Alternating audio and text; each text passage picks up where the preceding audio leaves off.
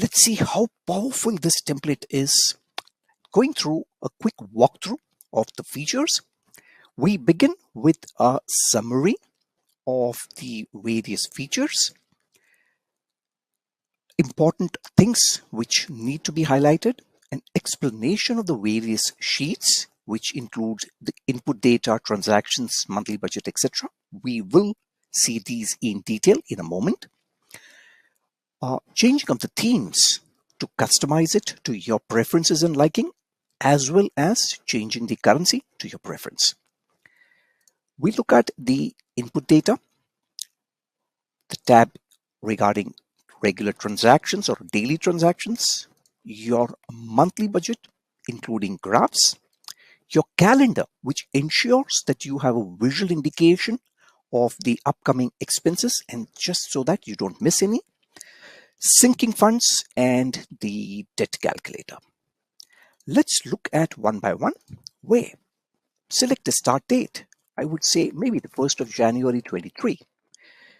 We have under various tabs or various tables the savings, bills, expenses, and debt clearly classified.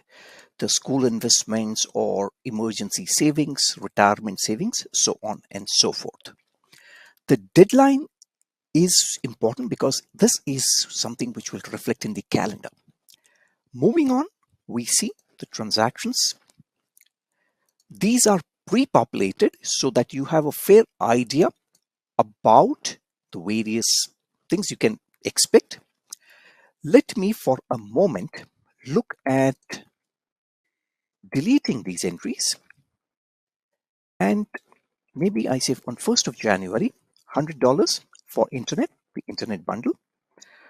On the 2nd of January, maybe $75 for TV subscription,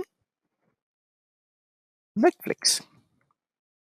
On maybe the 3rd, let's figure out what type of expense did we incur. These are all hypothetical.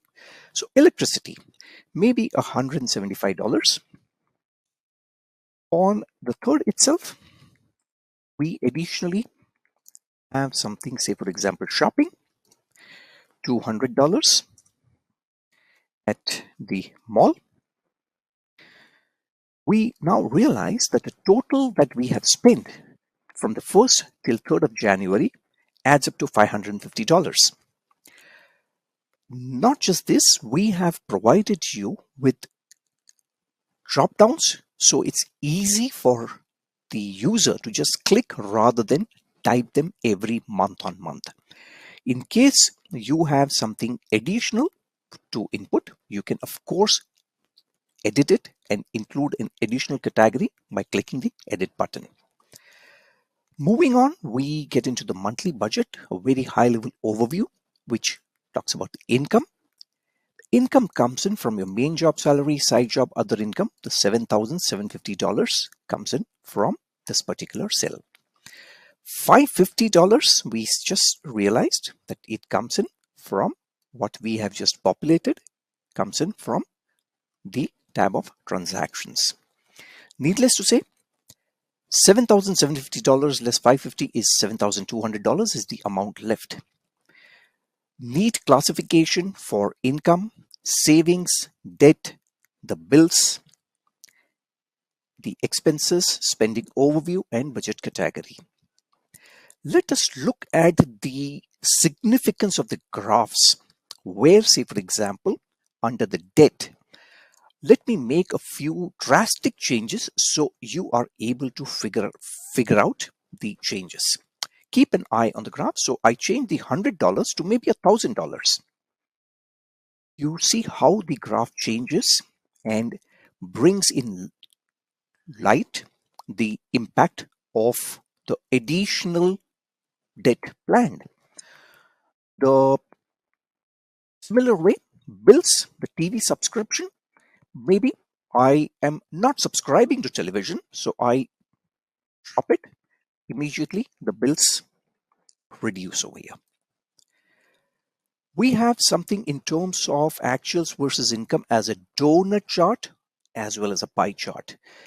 Let me increase the actual spending drastically so that we are able to appreciate how it changes. So $2,200, let me make it 2000, and we see how the graphs change, giving us an overall idea about the percentages that we look at in terms of income versus actuals and budget category.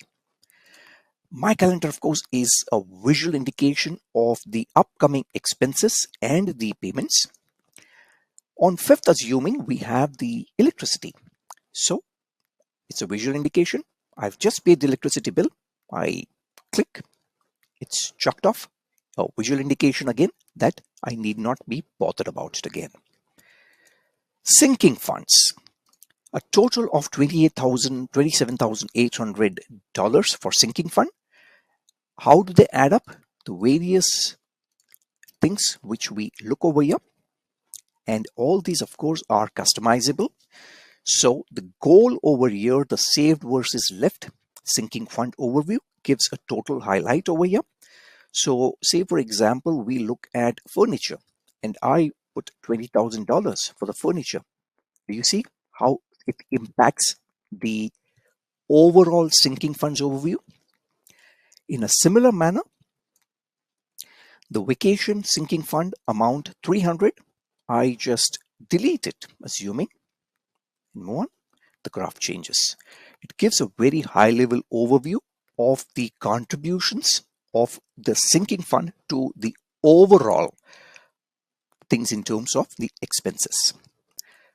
Last but not least, let's look at the debt calculator, where we put in the starting date and the various debt which we have at the moment, the interest rate, minimum payment, and such that when are we likely to have a debt-free date.